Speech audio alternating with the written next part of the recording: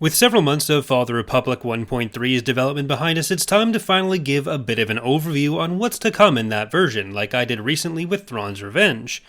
This won't be an exhaustive list of every change that's coming, but instead we'll cover some of the main areas we've been focusing on for new or redone content. First is something that isn't in Thrawn's Revenge 3.3 at all, but will hopefully come in the near future: a massive amount of scripted story missions for historical Galactic Conquests, including the new Rimward Galactic Conquests, primarily worked on by Joel McFly.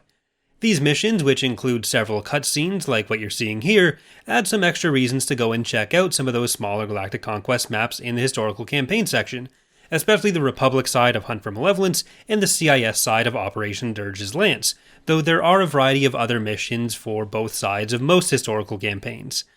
Once you've completed all the story content in each Galactic Conquest, you'll even be able to move on directly to the next campaign from within your current one, sometimes with small changes to the campaign based on the events of the one you loaded in from.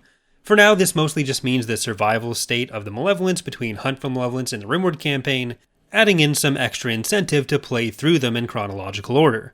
This is an area which will continue to be expanded and even moved into progressive conquest in appropriate ways in the future. There have been some changes to the generic missions that you'd get throughout a Galactic Conquest as well. The way these were coded in the past had some limitations and some messiness to them, so the first step here was recoding how that system was set up to give us more control and fix some issues connected to them. From there, a bunch of new mission types were set up, including a few that are a bit more engaging than the prior set were. On top of this is a new pool of possible rewards, which includes a random set of unique units, including new stuff like the Lucrehall core ship, some Mandalorian assets, special clone types, and even some pre-existing unique units like the Protodeca and A6 Juggernaut. In the long term, this is a primary area where new content for the Republic and CIS rosters will be going, considering how well stocked their core rosters already are. Much like in Thrawn's Revenge, we're also redoing all of the progressive Galactic Conquest maps, along with some edits to era progression. Eras are now 24 cycles, so 2 per month, with the eras representing calendar years more closely. So starting in the first era, you'd be about halfway through 22 BBY. The era starts you choose are circa the Battle of Geonosis, and then the start of each calendar year. This will mean 4 possible Clone War starts in the future, though for now we're only going to be doing the Battle of Geonosis and 2 others, so in practice, the way that this has changed won't be too different from what you've experienced already. It's just rescaling certain parts of it, making it much easier for us to work with events and years since it's a lot more consistent and clear now. We don't have these new progressive maps fully set up yet, but with the maps you can see on screen right now, this is some of the work that Nolan has been doing to plot out control of each planet in the mod per era start. This is a thing we also have for Thrawn's Revenge, and while no, this does not mean we're putting 700 planets in the campaigns, this is one of the tools we use to help set up our campaigns and pick which planets might be good for a given map. On top of this, a new game mode is coming to Fall of the Republic as well, called Survival Mode, in which you start with a starbase and you can upgrade that starbase and build ships from it to hold off waves of enemy ships. I've done a few runs of that on the channel here before, so you can check that out if you're interested in seeing it in action. For factional content, there's been some expansion to the government mechanics for both the Republic and sort of the CIS as well. On the Republic side, the command staff have been expanded to cover most categories of heroes. Instead of just the fleet command related staff, you now have a command staff for ground commanders, Jedi, clone commanders, and special forces.